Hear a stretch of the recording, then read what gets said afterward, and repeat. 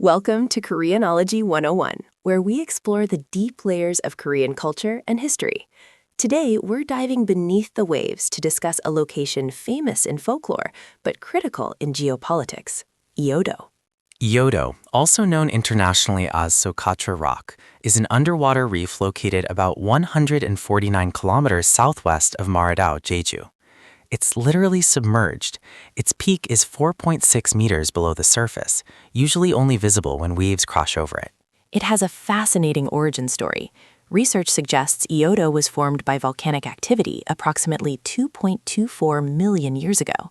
During the last ice age around 10,000 years ago, it was actually connected to land before rising sea levels submerged it again, leaving the reef we see today. And the name Ieodo itself is borrowed from Jeju's traditional folktales, which describe a legendary island often associated with the afterlife. However, when it was first formally identified in 1900 by the British ship Socotra, it was named Socotra Rock.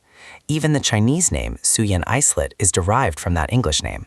Korea officially recognized the feature as Parungdo during a 1984 exploration, but the name Ieodo became official later that decade. Now, let's talk about its critical legal status.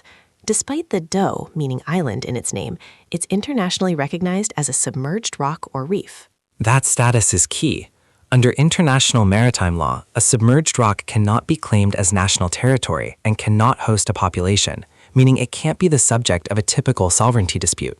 However, it is situated exactly where the exclusive economic zones, or EEZs, of South Korea and China overlap, making it a flashpoint for maritime boundary discussions.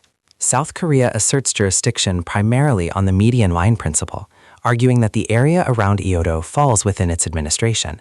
Furthermore, they cite practical measures like the installation of a navigation buoy in 1987 and the construction of the Ieodo Ocean Research Station in 2003 as examples of effective control. China, on the other hand, argues that the EEZ boundary should be determined by the principle of the continental shelf, not a mechanical median line. They also point out that the boundary has not yet been formally agreed upon between the two nations, which leads to disagreement over the jurisdictional control of the surrounding waters. Although both countries agree this is not a territorial dispute, the lack of a clear maritime boundary means that the waters around Ieodo remain an area of complex negotiation and strategic interest for both Seoul and Beijing.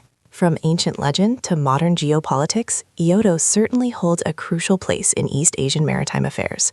Thank you for joining us on Koreanology 101. We'll see you next time.